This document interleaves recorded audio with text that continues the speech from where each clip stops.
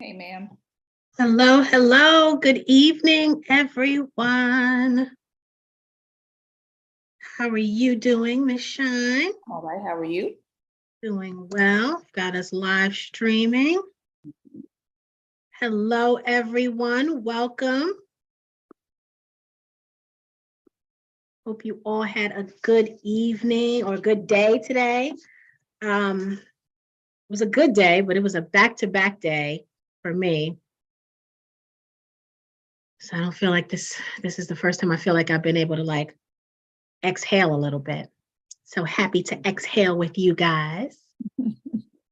You look beautiful, my dear. Look at what I got on. I see. Okay, I'm just sharing. She's got on her birthday sweater, y'all. Yeah. Put on her Christmas sweater. It was Christmas. Yeah, that was a Christmas sweater. Yeah. I am a good gift giver. She is. I give good edible gifts or gifts that spawn action. That's my forte. Oh, goodness. We have an amazing guest this evening. Yes. Joining us this evening.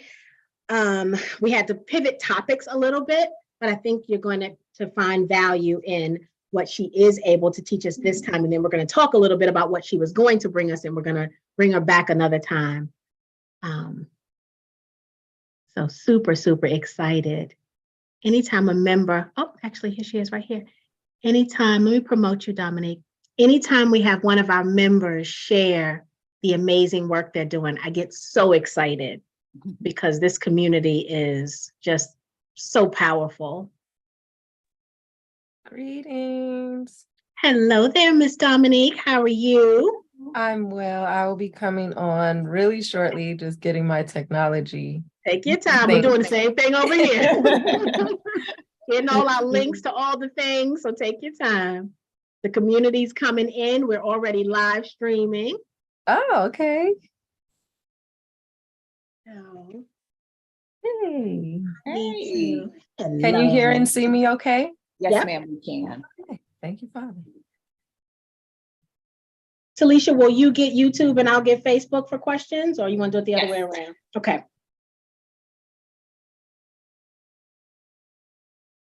Wonderful. Hello, hello to everyone coming in. We are all early birds, so we'll get started in 2 minutes.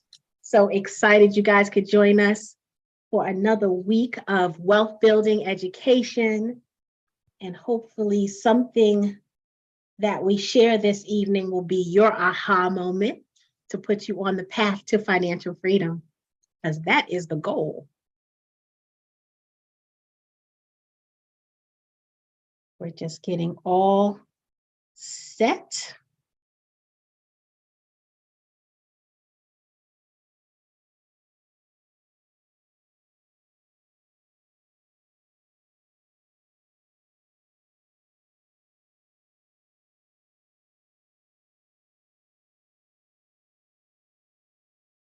Oh, you're on mute, Talisha.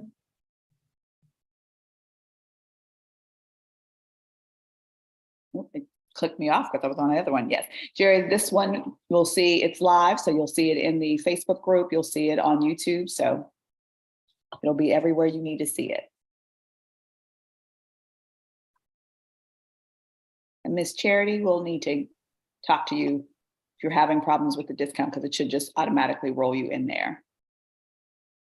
What's Miss Charity trying to do? What her notes say? She's trying to get her discount of her membership, her new membership, and she said it's not working. So Miss Charity, go ahead and make sure you're clicking on the annual membership. When you click on the annual membership, you should be able to put in the discount code. We had a couple of people that reported this week that it wasn't working, but they weren't clicking on the annual membership. They were clicking on the monthly. It's only tied to annual. So try that. And if it doesn't work, go ahead and email me at info@the10kproject.com and I will get you all set. All right. It is 6 o'clock and I want to be very respectful of your time and Miss Dominique's time. I'm super, super excited to have you here, my dear. And Dominique did a wonderful thing for me. She told me all the amazing things about herself that I did not know. So I am going to read her bio so that you guys can understand who is talking to you and who is a member of your community, because Dominique is a 10K project member. Yes. It's always so special to me to highlight you guys. You know, that was one of the things I love doing, is highlighting members who are doing amazing things and who want to give back to the community by sharing all of those things that they're doing with us. And so Dominique is one of those members. She reached out like a year ago, the first time we had an amazing conversation, and she is a gem. And I am very grateful that she not only chose this community to be a part of, but that she is providing her knowledge and giving back to us in a way that I believe will enrich us and fulfill us. So thank you, my dear. I appreciate you. Dr. Dominique Reese, AFC, FCC, Principal Consultant and Strategist at Reese Financial Services. She works with leaders, professionals, entrepreneurs who are who are serving in their divine purpose and have money problems to solve. Specifically, she helps her clients increase income, increase savings, and decrease debt so that they can increase their net worth using Master My Money personal finance system. Her vision is to live in a world where every Black woman leader, professional, and entrepreneur has a net worth of at least $100,000 so that she can take advantage of any opportunity to serve herself, her family, and her community. She is the founder of the Black Women's Investment Club, a Los Angeles-based investment club where they invest small amounts for large gains. Y'all know I like that part. Download the free Master My Money, My Financial Life checklist so you can easily assess your financial life. Identify the gaps in your financial foundation and take actions towards increasing your net worth. And we'll put that link in the chat throughout the evening, because that's an amazing checklist. With that said, Dr. Reese, that's how I'm going to call you that tonight, Dr. Reese, because you earned that DR, girl.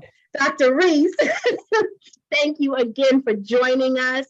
And please, share with us why you decided to come and talk to the family this evening about financial wellness. Yes, well, thank you, everyone. Greetings, beautiful people. I am so honored and privileged to be here. I believe it is my calling to do this work. And so, one, I just want to say being a member of 10K has really enriched my life. One way in particular, I would say, is that being able to get in front of founders, Black founders in particular, who are raising capital is an amazing opportunity, because traditionally, systemically, we have been shut out of those opportunities. And to see so many, it truly demystifies, debunks, but eradicates the idea that we are not out here creating.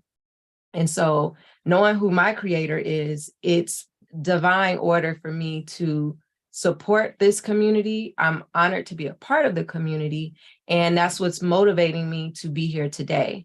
It's simply to share knowledge. Given the background that I have, the experience that I have, the training that I have, but also the life that I've lived. Financials are a thing that I think we as a people can always stand to learn more about. And in my lane specifically, I like to go to the basics, because I think if anything, the pandemic has taught us about going back to basics, but we tend to overlook the basics in an effort to accelerate and to grow. And I think sometimes just having that reminder of the basics, especially when most of us weren't taught the basics, can really lay a foundation that an organization like 10K can then come in and continue to build upon. And so with your foundation straight, I'm like, how do we take this to the next level, especially in today's economic times? I'm an economist by, I guess, academic background, study economics. So I like to look at things at a micro level. And as I see from the clients I work with to my own financial life as a first-generation wealth builder, as an investor. To me, there's something separate and equal from financial success, but especially given what I'm seeing in terms of the proliferation of startups, of Black founders, it begs the question of like, what does financial excellence look like? And as someone who's practicing excellence in other areas of my life, it can only spill over the same way discipline, you practice discipline in your health, it spills over into other areas of your life. Well, I have the same philosophy and thinking around our finances, that beyond financial success, the next level is truly financial excellence. And so I've been studying and I've been practicing. And again, I work one-on-one. So in the clients I work with, I've been able to kind of bring together some thoughts that I want to share to help plant a seed, as well as to generate discourse. Like, let's create a narrative around what this looks like on the household level, on the communal level, and then on a national level. Wonderful. I absolutely love that. I know you have a presentation for us, and I know the community is used to us kind of, talking about 10K project first before we talk to the guests. And I want to do something different tonight. I want to highlight you. Tonight is about you because you're bringing your gifts to this community, and I want the focus to be on you. So we'll do the housekeeping for 10K and tell you all about what we're doing and all the master classes and all that stuff. We'll talk about that on the end. So I didn't want y'all to think I forgot about that. I just wanted to do it in the reverse tonight. So Dr. Reese, go ahead and share your screen and pull up your presentation. Can you see my screen? Yes, ma'am. Okay. So there may be a few views I can go into. So we'll start here. Can you see? Let's go into why we usually we see it bigger, right? So let's see. Yeah, you need to be in full view here. We'll have you set up. You need to full screen it here. Let's see if that works for you. Full screen your screen, ma'am. If you can. Full screen, my screen. Let's see. Full screen. Put it on because I can change mine, but I don't think. And I changed mine to so speaker. I see it bigger now. So I changed it to speaker. Mm-hmm. So let's see if that mattered. Okay. Can you see it? Yes, ma'am. Yes, Okay. I did it. Good to go? Yes, ma'am. Good to go. All right. Thank you, Father. Okay. So financial excellence, defining financial leadership and success for today's leader, professional, and entrepreneur, because I know that everyone on this call today, watching, even on the replay, you're one of those. You're a leader, you're a professional, you're an entrepreneur. So I think this applies to everyone here today. Again, who am I? Well, Ms. Swana did a great job of introducing me, so thank you. But just some highlights, I'm president of Reese Consulting Group, my business. I'm the creator of Master My Money, a proprietary personal finance system that I've developed over the years of working with over 500 individual clients. I'm the founder of Black Women's Investment Club, which is a private investment club here in Los Angeles. And as she said, we invest small amounts for large gains. I'm a mom, entrepreneur, author, speaker, financial coach, and consultant. This is the work, again, I feel I'm called to do and have been doing it since 2003. She shared my vision as well, which I like to always remind my audience of really what my purpose is in the work that I do. And it's to live in a world where every Black woman leader, professional, and entrepreneur has a net worth of at least $100,000 so that she can take advantage of any opportunity to serve herself, her family, and her community. And that last piece is very important because I find that the women I work with, the women I know, the women who really care about wealth building, they first care about themselves. It's like we've got to have a what's in it for me, and that's the selfish piece that I think we're all entitled to. But then it's her family and how she can help them. She's the breadwinner, she's the caretaker. And then it's her community. How can I benefit others? How can I teach? How can I lead? How can I bring someone else up based on what I know and what I can give back? So that's really a value proposition in there too, for the women I like to serve and who I support. And I am that woman myself. So I like to know who's in the room and who I'm talking to. If you don't mind participating, and I'll definitely share where I am. But if you're an active wealth builder, type 1 in the chat. If you've achieved your wealth building goals and you're like, I've done it all, go ahead and put a 2.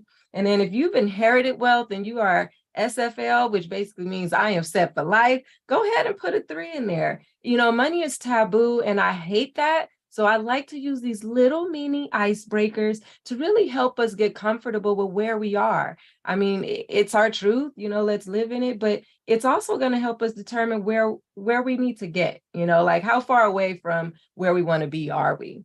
And so I appreciate the participation. I see a 1, 2, and 3, 1 on the way to 2. See, this is great. I love that. You get to kind of measure, you know, based on some very anecdotal standard here, but at least knowing who's in the room. And I am totally number 1. I am an active wealth builder myself. It is, again, my goal to get back to a net worth of $100,000. Used to have a net worth of 250,000 plus, but listen, I've been through some things. And so again, that's where I bring my expertise of my lived experience along with my training and my professionalism and the credentials and all of that. But I cannot deny that I have been through some things. And when you learn how to lose money, or you learn how to make poor financial decisions, let me tell you, you don't continue to make those decisions. So they are learning lessons in themselves. I see we've got a lot of active wealth builders. So I know that this is going to be very intriguing to you, and let's dive right in. So today you're going to learn about 3 pillars of financial leadership. I'm going to help you reimagine excellence and success. We're going to define financial excellence and then explore how to become a better financial leader who pursues excellence. Okay. So what is leadership? Well, very, very broadly, I'd say, you know, you could go Google this, get a ton of results. But I found an article that Forbes.com did. And they said, you know, in this article that leadership was a process of social influence, which maximizes the efforts of others towards the achievement of a goal. And I landed on this one because I thought it spoke of the journey, right? I don't believe in many destinations. I just think, listen, you got a dash after the birth date and you don't know when that expiration date is going to come. So you're in a journey and you don't know when it's going to end. So it's just the process. And I love that word. It's a process. But it's also about influence and then maximizing. I'm like, this is all wealth words right here. Like this reeks of money to me, especially when my wealth lens is on. And then towards the achievement of a goal. I mean, we set so many financial goals, right? So this seemed like a really great base to then build upon the idea of financial leadership, which we'll get to in a second. But I want to show you what others have said. And there's this common theme about it, right? There's this common theme that leadership is something that has to do with movement towards a goal. And then it may throw in other people, right? And you've got to do something with those other people. And so I want you to even start thinking about 10K with respect to this lens, right? How is 10K showing up in a leadership role? I think they're doing just this. And so in framing that, you know what leadership is, again, you are a leader yourself. Think about that, who you've been able to influence, who you've been able to inspire, who you've been able to motivate. And there's a collective goal. There's something everybody is trying to do and move towards something. So again, if we just apply the financial piece to this, you begin to think like, okay, there's something to this financial leadership thing. What's really going on here? So then I thought, well, who are some notable leaders of our time? I mean, let's really make it plain. It's Black History Month, so I just found a few, right? But one thing I noticed, and everything in divine order, I made the list and then I thought, wow, they all were truly leaders of a movement or a group of people, a cause of some sort. Like all the ingredients of leadership lie within these individuals who we've studied, we've known, they have become great examples to us. So again, nothing you're not unfamiliar with. You know this stuff. So then I said, well, what comes to mind when you think of these leaders? Again, what did they rally for? What were they champions for? Freedom, entrepreneurship, social and economic justice, human and civil rights, and health and wellness. But then that begged the question, well, again, where's this financial piece that's very explicit? Like who could we say is a financial leader? And that's where, again, my thoughts and studies came in to just kind of start researching people and thinking about this in a different way, because no one has ever approached me. I've been a financial professional since 2003, my very first internship on Wall Street. And no one has ever mentioned this to me. So again, financial leadership, what is it? What does it mean? So I thought, let's marry this with that Forbes.com definition. And I came up with that financial leadership is a process of financial influence, which maximizes the efforts of self and others toward the achievement of a financial goal. Now, what was different in the leadership definition from before was that it didn't include self. And I thought, again, we are selfish beings, and to an extent, we deserve that.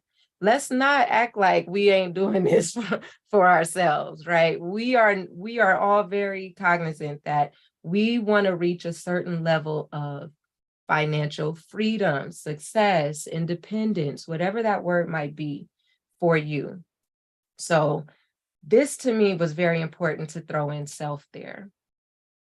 Then I said, well, of course, why should you care? Like, why should you, as an individual in your own pursuits of financial freedom, success, independence, security, stability, again, whatever that adjective is for you, whatever that now might be for you, why should you care about financial leadership? What does this really lead to?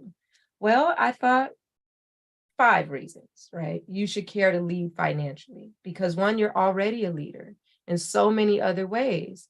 But do you recognize that you're a financial leader? I don't think most of us recognize that because, again, who's promoting financial leadership? So you're already a leader. Let's add this to your cadre.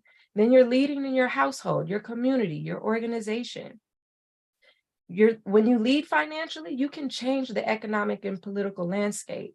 And I think what we're seeing in our communities across the country, particularly, with Black men dying at the hands of law enforcement, for me, when I see things like that, the first thought I think is, man, where is the organization that we have as a collective that has dollars that could just change that? Because we know when that system, right, many systems, but in that system, money changes things. And so when you have money, you get to lead financially. And I think we've seen this with other groups, and not just ethnic groups, but how people identify themselves. They have power because they've got money behind their cause. So when you can lead financially in your household, in your community, in your organization, now you become one of others, ideally, who can then pool those resources and create some movement and change. And we need that. We need as many financial leaders as possible. So now we can accelerate the generational wealth and decrease the wealth gap. It's a real thing. Yes, it's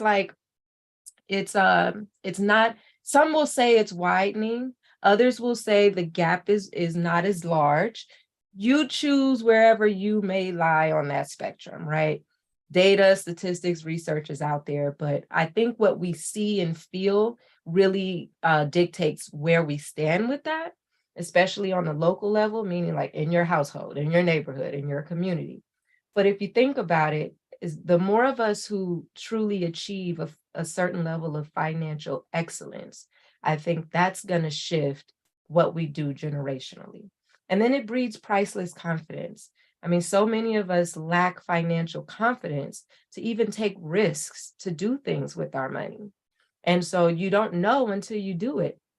And when you have it and you are building and then you see others around you doing it. And I think that's also important. When you just don't know anybody doing it, it can really be a bummer. You feel like a lone star out there. So that's the idea that leadership, financial leadership has got to include others. You've got to be able to influence someone else with this concept. It's not just about you, even though we know self comes first, because then we're no good to anyone if we don't take care of self. But the benefit of that is that you can now go out and influence someone else.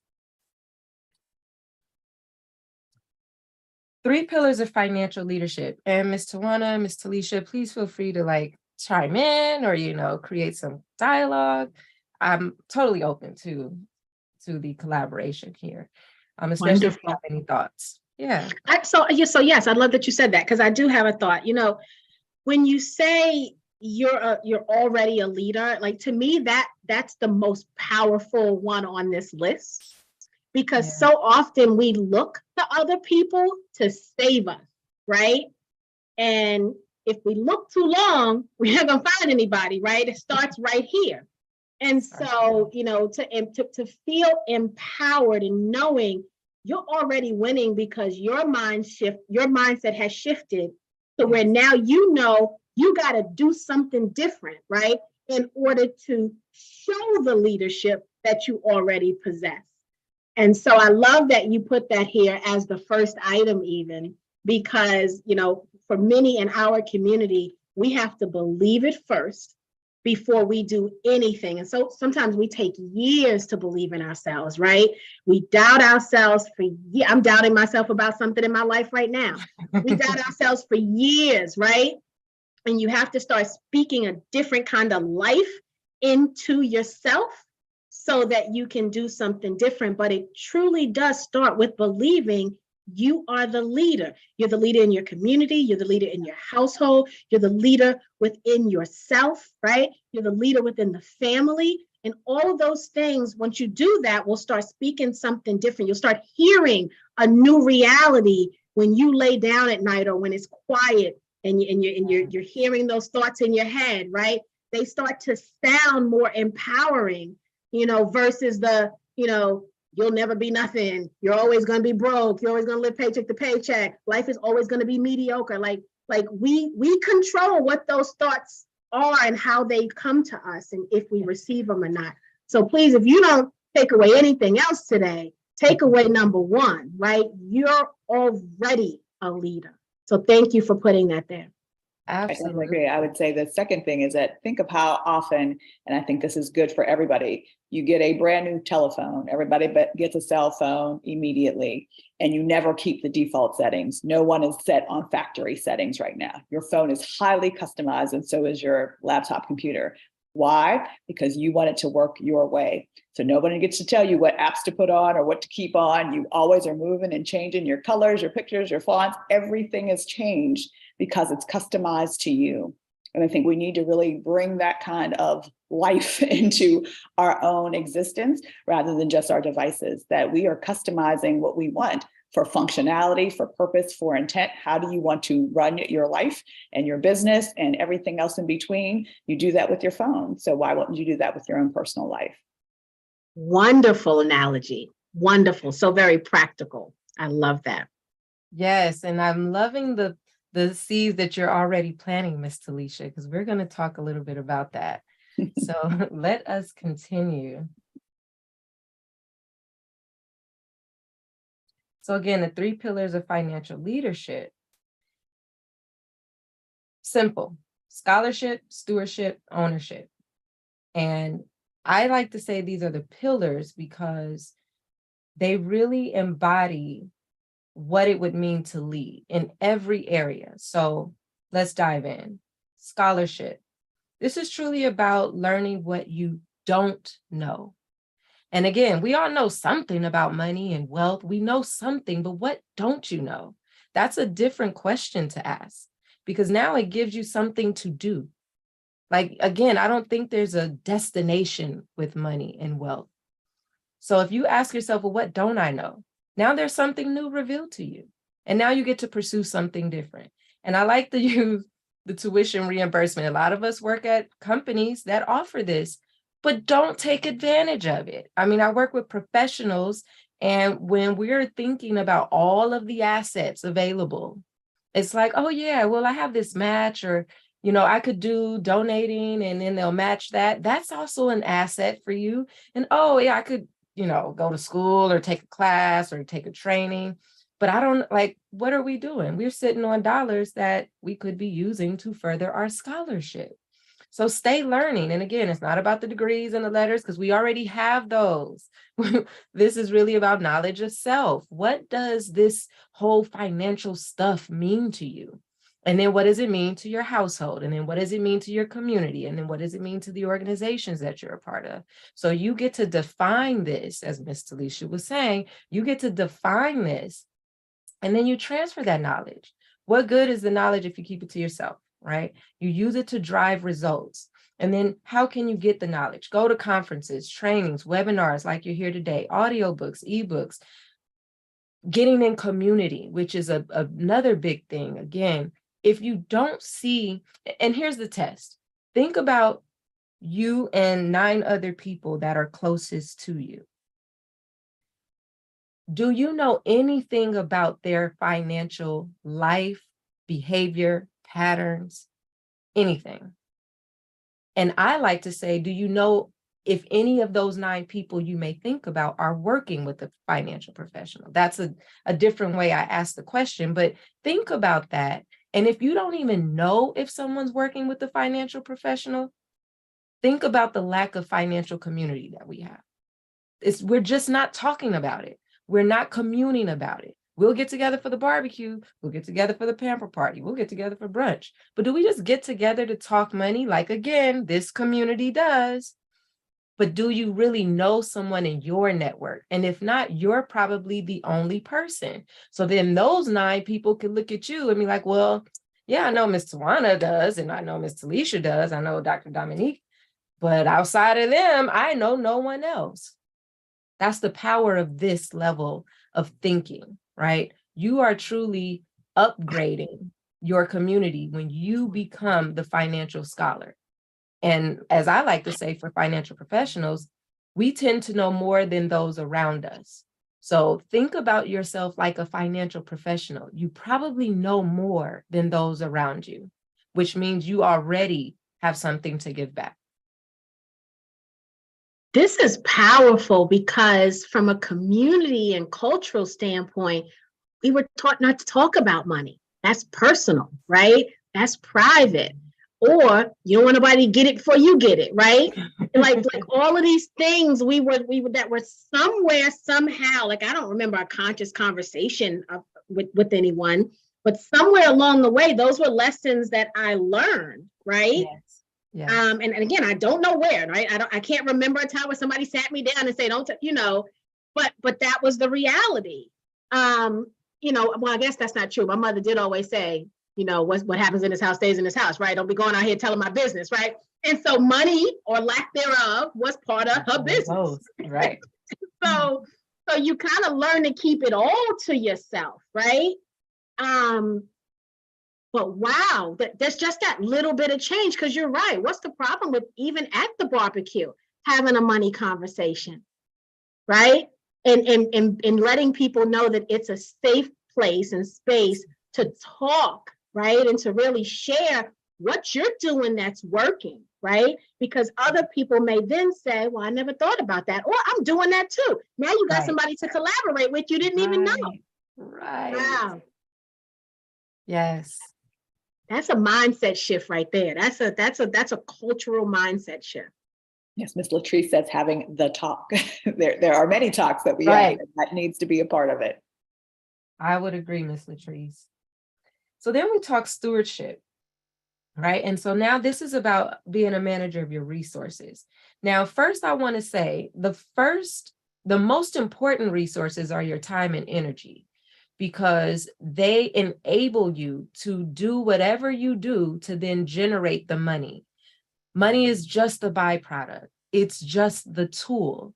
But really, time and energy, those are the things that kind of are like, you don't get them back. You expend them and they're out there, they're gone, right? So think about it from that perspective. It's time, energy, then money, but they are all resources. So stewardship is about managing these resources. Now, do you set boundaries with your time? Because again, if time is one of the inputs to the output, then you've got to set boundaries with your time. Proper time management really becomes a key to wealth building. I know one of my wealth mentors, Dr. Miles Monroe, he's passed on, but he would say he would spend 2 days managing his money. But guess what? He had properties, businesses, portfolios. So I could see that taking 2 days, especially when you do it yourself. Most of us couldn't imagine spending 48 hours all in our numbers. I mean, there's 10,080 minutes in a week. You can't take 30 to get to your budget. What else do you have 10,000 of? You know, what else do you have 10,000 of? I see someone said they can't see the slides. Can everyone else see the slides? I can see them, yes. Okay. And then use your time for what's important. Again, think about the inputs, starting a business, for your family, volunteering, for yourself, self-care. So time is an important input, and it's almost like a finite resource. You kind of don't get it back, and you don't know when it's going to end. Should I stop my share and then do it again? Yeah, let's try that because I see a couple of people saying they don't see it. I'm trying to figure, it says the slides are small just in the speaker box. See, mine's full screen. So why is it coming? And they may have to change their settings. So in the top view for everybody in your Zoom, you may need to change it to speaker because I think its settings are a little wonky this evening. Instead of gallery, maybe change it to speaker. And then when she's there, yeah, if it's not full screen, then that means that it's in a gallery view. So you'll need to make it full screen. And then when she speaks, you'll see her. Perfect. Thank you for that. Mm-hmm. Okay. Go ahead and share again. Oh, okay. Good. Okay. It's good? Yep. All right. So a bit more about stewardship. So that's like, when we're not talking about the money piece, we're going to do that in a second, but managing your time and your energy are truly a part of this wealth building game. And so when we are talking about money, now it's like budget, right? Financial plan, proper financial management. Review your financial foundation every quarter. For some of us, we may not even know what that really means, especially if we're not working with a professional. But it includes your mindset, your budget, your savings, your debt, your credit, your income, and your protection, and then the actual plan. You've got to have a written plan. When you write things down, you're more likely to achieve them. Go find the studies that support it. They're out there if you don't believe me. But you need to have a written financial plan. And then your company benefits. Again, this is like when we start to leave money on the table. Explore your match for your 401k through your company. Explore those donations via your company as well, because you may have an organization you care about. And yes, you may already be donating, but your company can match that donation. You might even be able to set up something special with the organization and say, hey, if I do this, then can you put this in the honor of? That's legacy. That's how you begin to wealth build. And again, it's using other people's money. Volunteer locally, your ESPP or the EAP, those employee assistance programs, stock purchase programs. Now, employee stock purchase programs are a way that a lot of people get wealthy. I reverse engineer. I also coach financial advisors who want to hit $1 million in their practice. And when I take a look at their practice, their wealthy clients are business owners or executives who have purchased company stock. So it's like, oh, okay, I want to be wealthy.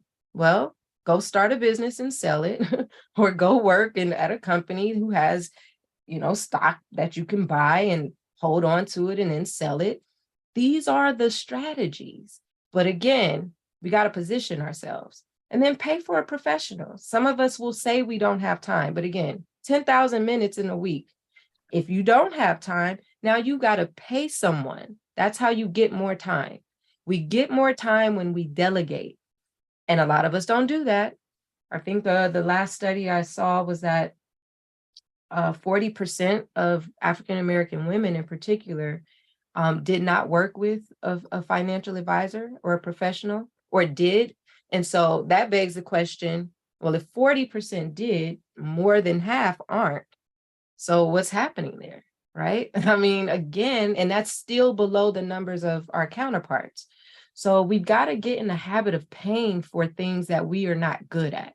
And if you are not good at managing your time, if you're not good at managing your money, then you should be paying someone to do those things for you. And now they're taken care of, and you truly become a manager of them.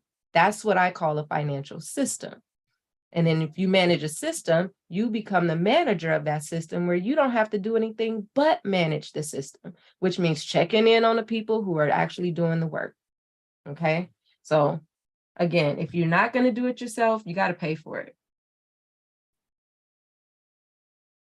Lastly, that energy piece. So energy, proper self-care and wellness. We know how to run ourselves to the ground. That is a great bad habit that we have, okay? We do it so well.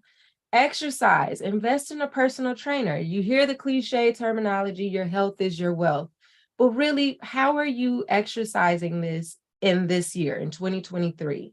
Are you eating healthier? You know, how is your mental health? I know for a fact, I am in therapy. I need it. I'm a solo mom, solo parent, as I like to say. So there are times when I need to talk to somebody. And again, that's another taboo topic. But I've noticed, even as a financial professional, that when I am mentally not well, I don't have the energy nor the desire to manage my money, to show up in my business, to want to go to the training I have. It impacts our ability to generate the dollars. So you've got to stay well. And this is that piece of your stewardship. You have to manage your energy. Pray, journal, meditate, listen. Something else we just don't have time to do. You know, it's like, don't pray to God and then don't stop to listen. Truly. And not just your creator, but listen to others. You know, I'm managing my words. And so in doing that, I read that when you shut up, basically, not only do you stop trying to be understood, but instead you seek understanding. And that really is powerful. You know, a lot of us want to talk so we can be understood and tell people who we are and what we're doing. But if you just quiet, now you can seek understanding. And that's also a part of this wealth building, right? What don't you know? Who can you listen to? What can you tap into? And then your relationship management and creating time each day to decompress. You know, the statistics, we see so many thousands of images a day, so many thousands of sales at us a day, right? How do you then flush your system of all of that on a daily? Just to kind of detox your thoughts. I mean, it may sound like, okay, yeah, I know that. But what are you doing with what you know? Any thoughts, Ms. Tawana? I saw you come off of me. Girl. Wow. So what's interesting is when you say, you know, to stop and listen, and then you find that clarity, right? I was in this conversation and I was in defense mode, right? And I was doing everything and saying everything I could to defend my stance and to be understood, right? Yes. Yes. And after the fact, right, the conversation was over. The conversation ended, but it wasn't over, right? Okay. There was going to be a round two to the conversation, but it ended for that moment. Yes. And I sat down. My instinct was to call and do what we do, right? We call a friend. For me, that's probably Talisha, right? And be like, you know what they did, you know, do all of that. Yep. Instead, I was like, you know what? I'm not going to do that. I'm going to sit here and kind of think about this a little bit and kind of spend some time with my thoughts. And I was very intentionally quiet, right? And I sat still. I didn't sit in front of the computer. Like, I really went and sat in a space and was still. And the more I listened and then started to hear what the person had been saying to me, because I wasn't hearing it at the time, right? I was now hearing what the person had been saying to me. When round two came, I had to concede because they were right. And that's not normal behavior for me. Yeah. But it felt shifted really good. And I didn't admit that to anyone except right now in this moment. It felt good to say, you know what, I wasn't right. I shouldn't have handled it that way. Oh, wow, I just had a moment. It's powerful. It Wow. is. You always look at like conceding or losing the argument or whatever as a loss, right? As a negative thing. But there was a breakthrough moment because I chose to be still for a minute. And there was definitely power in that. Absolutely. And I hear wisdom too, because that's a wise thing, right? Like everybody can't do that just yet. And even again, as it relates to our money, I'm loving how when you're chiming in, you're like able to give your own personal experience, but it's a shift, it's a growth, it's a level up, it's in my opinion, a practice towards excellence. And I realize that when we're practicing excellence, it's so many people who are not. The more you practice excellence, you're able to spot the mediocrity. And so I'm like, whoa, can't live in that lane anymore. It just doesn't even feel right. So I really appreciate that feedback. Then we have ownership. So ownership is all about asset building. What is an asset? Well, according to great old investopedia.com, a website I love, I mean, they have such thorough articles. So check that out as a resource. But an asset is something containing economic value and or future benefit. An asset can often generate cash flows in the future. So think about how you spend your money, but are you directing it towards any assets? And if you are, great, because now you are an owner. You are proclaiming ownership. But I think if we can really start to break that down, like, well, what does that mean? So Dr. Pamela Jolly, the author of Narrow Road, A Guide to Legacy Wealth, says there are 5 forms of capital leading to wealth: human capital, social capital, intellectual capital, cultural capital, and spiritual capital. And I knew this. And in my own work, I tend to define them as human, intellectual, spiritual, social, and financial. I thought it was interesting that her definition does not include financial. But in my own, I also keep it last because it's probably the least significant. Your human, intellectual, spiritual, and social really generate the financial. And then it's what we do in our management of our finances that also generates the financial capital.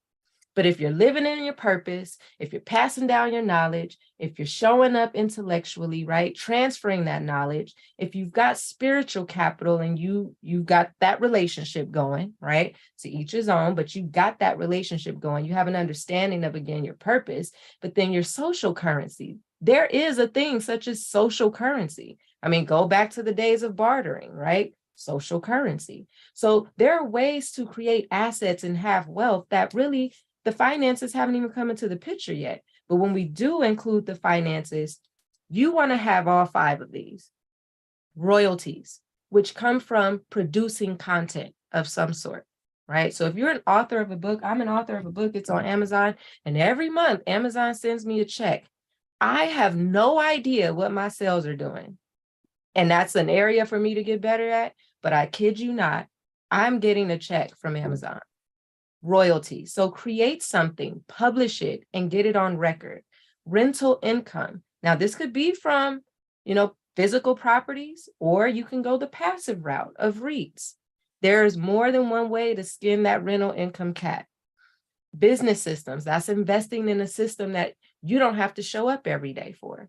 So purchasing a franchise or, multi-level marketing. These systems work. They create millionaires, right? Dividends. Dividends are paid as a result of extra profit, just a little something extra the company's throwing back to you. So you need to own a company that gives quarterly dividends. And then interest. Now, for me, spiritually, when I saw this, I said, oh, Father, you said be the lender and not the borrower, but when you're the lender, you get to collect interest.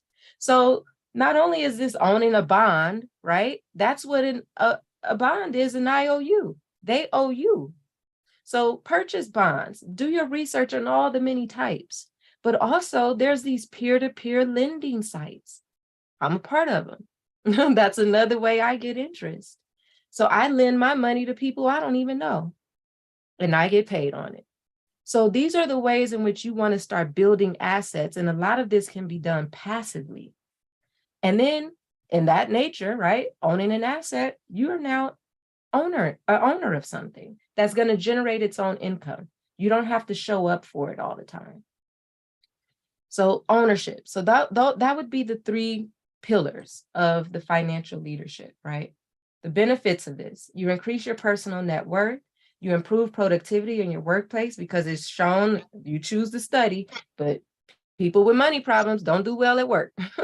You recognize financial abuse, which is starting to happen, especially in the baby boomer population. So you can become an advocate for someone else. Oh, that don't look right. That don't sound right. And I know I'm in that sandwich generation. I take care of my grandparents and I take care of my son. So you may be taking care of people, and those financial responsibilities are going to pass on to you. Give to causes that are important to you. You become appointed and selected to contribute to causes. Now you get a seat at the table because people know you manage well. You own some things. Now you're invited to the table, right? Positively influence others on how to lead financially. And then you get to take advantage of investment opportunities by yourself or with others, which again brings 10K right into focus. Every week you get a new opportunity. But if you don't have the capital, it just passes you by. So those are some of the benefits. Now, who are you influencing financially? Just think about that. Rhetorical question. Who are you influencing financially? And these were some of the financial leaders that just come to my mind. Literally, if I have to rattle them off, these are who I rattle off, right? They show up in one way or another. They may be a scholar, they may be a steward, truly meaning they're managing money in our communities, or they own things. They own their own things. They have assets that are paying them whether they show up or not. And then some of our more local financial leaders, right? I'm never going to leave myself out of that. But you may know some of these people, right? These are owners, scholars, and stewards in their own right. And I think at some point in time, if we make this list for ourselves, our name should be on some list, whether it's a local list, a national list, a global list. But I see myself on global stages. So again, what do we believe for our financials? Do you think you're only meant to impact your household or your community, or an organization? Truly think on all levels. I posit that financial excellence must include financial leadership and financial success, and there's a difference.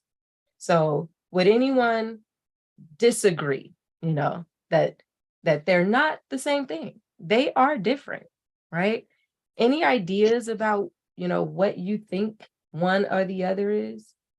Feel free to type it in the chat.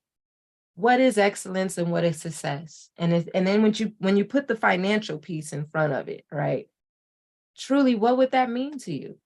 And again, it's a foreign idea for, I think, a lot of us, because I don't hear this being talked about a lot. So if you don't hear it, you might need to give it some thought. You might need to truly think about what it is and why it's not the same thing. So to help encourage you with those thoughts you're having, I thought about it and I said, well, excellence is a standard. It's like quality, but success is about status. Excellence is something you pursue. When you think about success, it's about an accomplishment. Excellence is internal. So this goes back to what Ms. Talisha was saying. It's internal. It's defined by me, whereas success is somewhat defined by others, what they think, right?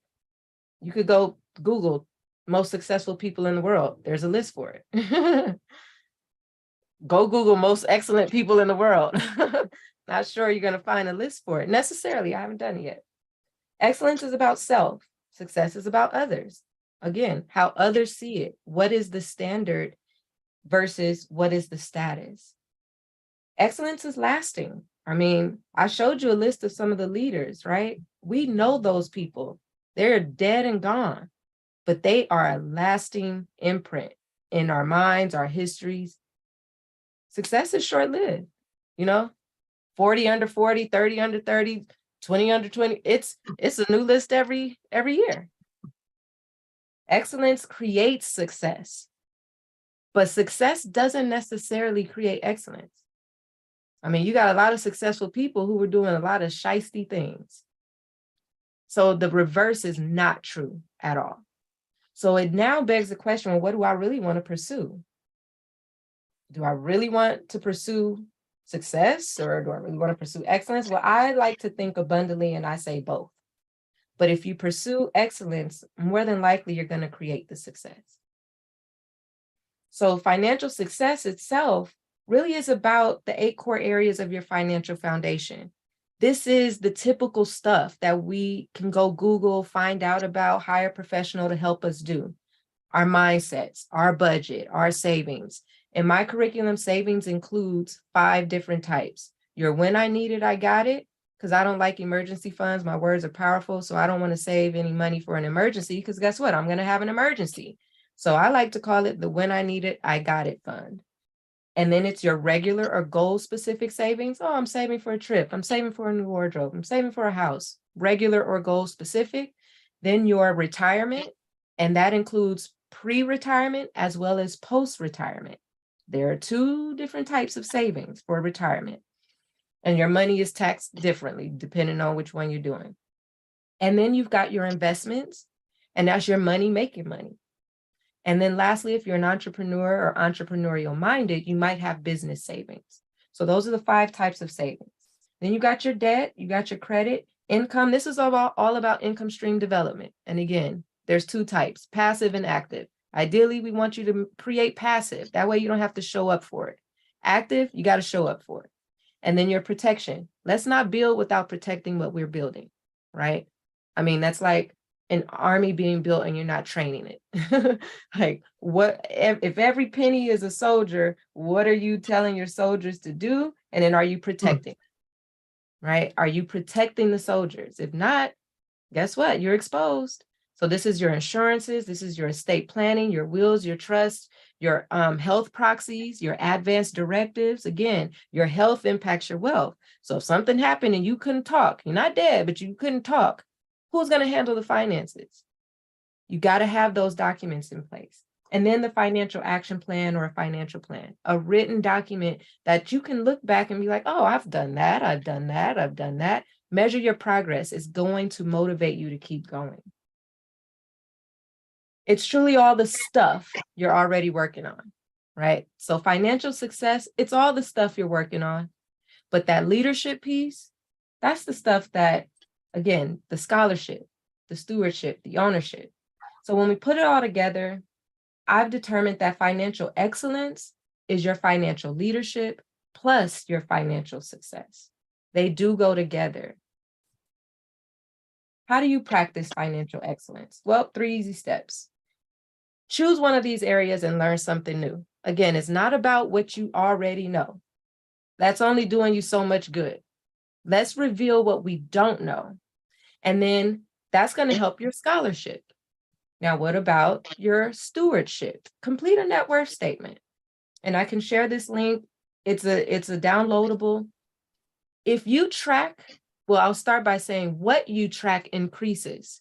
So if you track your net worth monthly, I would imagine by the end of the year, it should be higher than where you started. We're so used to income and expenses, but in excellence, we're talking assets and liabilities. It's a level up, right? So that net worth statement becomes your new budget. And when you get really good at it, you may not even need a budget. You just need to check your net worth statement every month. And then lastly, invest in an asset. And lo and behold, every week you got a new asset to invest in thanks to 10K Project. So, I just was looking at the email of all the ones, like the little catalog, and I missed that one. I missed that one. Found one that I like, $500. Like, go for it, right? Do your due diligence, of course, but you don't have a dearth. We're in an abundance here. So again, this is how you begin to practice the excellence. It directly impacts your leadership. If you do any of these 3 things and married with what you're already doing, the financial success piece, you are on your way to financial excellence. That's it. That is absolutely wonderful. Thank you so much for all of those gems. I do have a couple of requests. I'd love if you can put the link for the download to the Master My Money. Okay. I also would love if you could put the name of your book in the chat for us, and then also say it out loud for anyone just listening and maybe not by the chat. But we would love to know that as well, so we could all go to Amazon and get it. And if you can turn it back to a gallery so we can all see each other. Oh, okay. Okay, let me put that in there and then gallery. Let me exit full screen. Yeah, there you go. Okay. Did that help? I see it in gallery, but It's taking a minute on YouTube here. Okay. perfect. All right. And I'll pull up the book. And the book is Master My Money, 16 Steps to Solve Your Money Problems and Create a Foundation for Financial Freedom. It is literally just the strategies that I work with my clients, because we know one-on-one work can burn you out. You can't reach everyone. People can't afford you. Go get the book. It's a do-it-yourself version.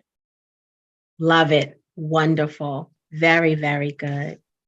Any questions for Dr. Reese? We've got about 5 minutes. We can do questions.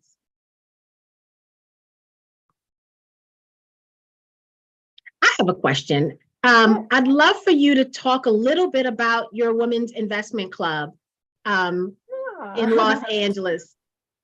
Yeah. So, well, it was motivated by watching a reality show, and there was a Black woman who was getting together with other Black women to invest in real estate. And I thought, man, how cool that would be if we had that here in LA, but just for like investing in the stock market. I know so many women who don't invest. They are not investors, maybe outside of their 401k. That's the only way they're investing. And so I prayed on it and it came to me, and it was like, do this and do it now. And so I just started building, and then I put out the call and people responded. I held an orientation, and I thought the difference, though, it has to be accessible to women who have never invested, again, outside of their 401k, so they're beginners. And there has to be a low barrier to making this happen, because there's a myth that you need a lot of money to start investing. And so we invest small amounts for large gains, which truly just means $25 a month. And that's it. And as of now, we're about to hit the $10,000 mark. And just from saving and placing very small trades, but they are learning about the basics of investing. We're a group of 9.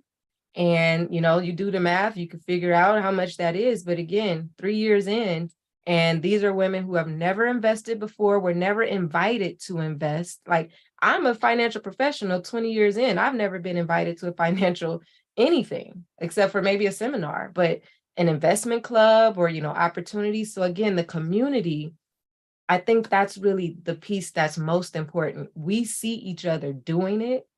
And that changes it. We're the one of 9 or one of 10 in our networks, because none of them know anyone else who's investing. Wow. So they're truly changing the trajectory of their families. Wow. I love that. Do you think you'll expand? Yeah. And, I'm like, okay, Father, how do we do this? Because it is truly a labor. But yeah, we're thinking about what it would look like to even market ourselves. I don't believe in doing all the things. So we have our socials reserved per se, but we're not on social. The only existence that we have right now is if you look us up in the state. And that was important because we wanted to be sure that we created our history. We were here. But outside of that, we are laying low. We're doing our groundwork. We're really, again, building community with ourselves, because we started in the pandemic. We've never met physically. So there's going to still be a lot of firsts for us. And then we're learning. I mean, it was just difficult to even get a bank account, that was for an investment club. So we are truly learning as we go. But we are definitely going to expand. I have a vision. They have vision. And the goal is to have one in every state. In every state, because why not? Again, it's like asking the reverse question. Well, why not? Why can't we Mhm. be in Alaska? Right. Because there are people in Alaska There are people in that need Alaska. to learn how to invest. Absolutely. So we're really Nice. just trying to go against the grain with what we are doing and creating access. Very good. Well, any way we can help, I can help, as a president of Investment Club, the way we invite new members in is existing members do an invitation to people they know personally that are like-minded. Because it was important for us to have like-minded people, right? And sometimes people think they're like-minded, but then they're really not. And right. so we kind of put that onus on the existing members to say, who do you know? Really, really know, and they're really like-minded, then come on and invite them. We do annual enrollment every year, once a year. And then that's kind of how we do it. So we'll talk a little bit offline about that. Yes. Lisa says that she has somebody that can help you with your investment club. So I would love that. Well, I'm gonna drop my email. drop in your the email chat, over Miss to Lisa. Lisa here so she can get you, and anybody on YouTube, if you have any resources that you'd like to assist here. I put your book as well as the link for that. Thank you. In there well, so we got everybody. Give them your email. Wonderful. Well, this has been wonderful. 10K Project community, to those of you who are already members, we love you. We love that you come and show up. We love that you bring your excellence to teach the rest of us what you're doing. And we have so much going on. We're starting the year out with an amazing catalog of guests and opportunities. So we've got going on right now the Business Buying Mastermind.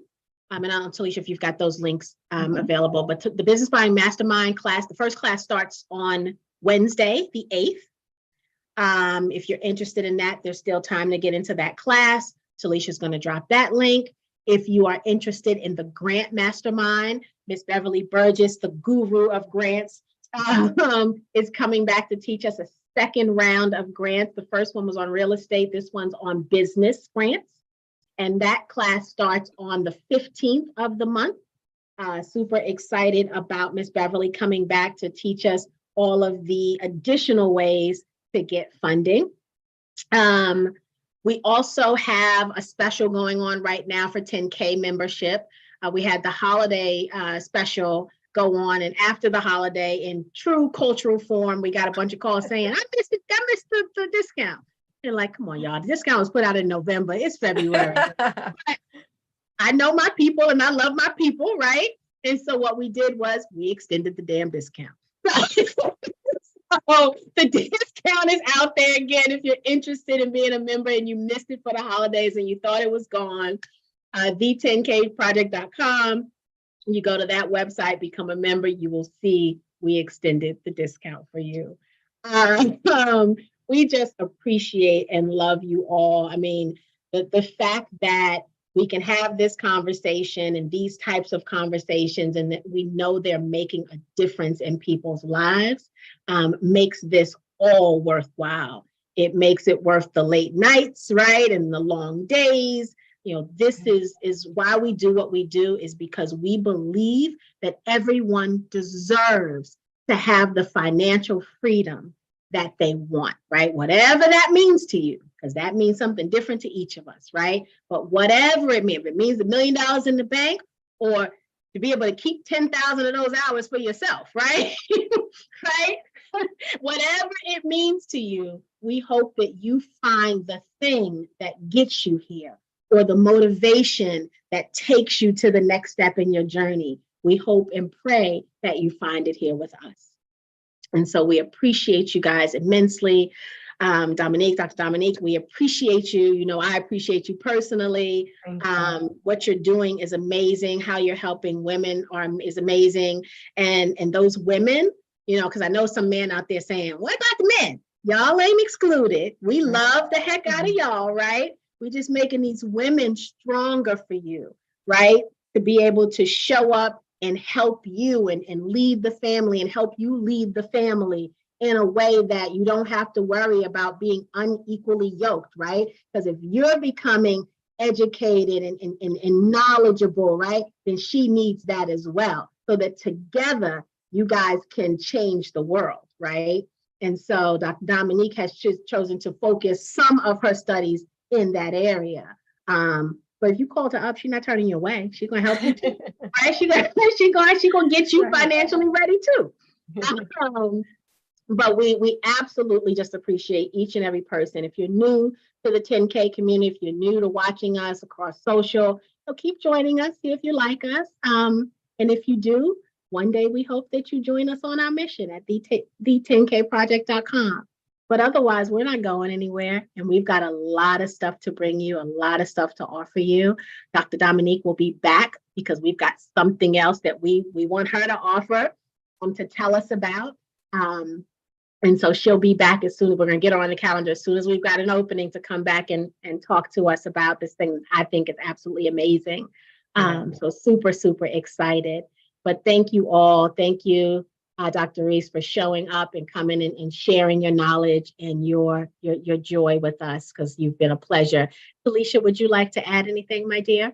Just wanted to thank her personally. Thank you very much. And thank everyone for joining us this evening. Thank you. Dr. Reese, anything for you, my dear? You want to give us the final words? Hey, everything in divine order. Everything in divine order. Love when you say that. I love when you say that to me. I just get so warm and fuzzy inside. I love it. And I believe it. Yes. Have a great day, everyone. All right. Good night, everyone.